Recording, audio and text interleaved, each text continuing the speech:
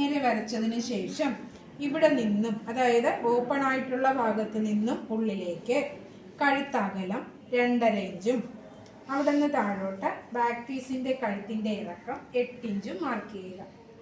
ആ 2.5 ഇഞ്ച് തന്നെ താഴ്ഭാഗത്തും മാർക്ക് ചെയ്ത് കഴുത്ത് ഷേപ്പ് ചെയ്യുക. ശേഷം ഷോൾഡറിന്റെ പകുതി മാർക്ക് ചെയ്യുക. ഷോൾഡറിന്റെ പകുതിയിൽ നിന്നും താഴോട്ട് കൈക്കുഴി, നമ്മൾ കൈക്കുഴി കണക്കാക്കുന്നത് പറഞ്ഞു തന്നിട്ടുണ്ട്.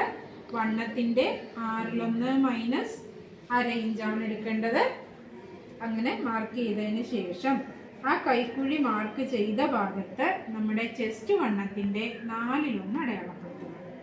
4/1 അടയാളപ്പെടുത്തിയതിന് ശേഷം ഇതിനെ ഒരു ബോക്സ് ആക്കി ഈ കോർണറിൽ നിന്നും ഉള്ളിലേക്ക് 1.25 ഇഞ്ച് മാർക്ക് ചെയ്ത് ഇതിലൂടെ കൈക്കുഴി ഷേപ്പ് ചെയ്യുക. കൈക്കുഴി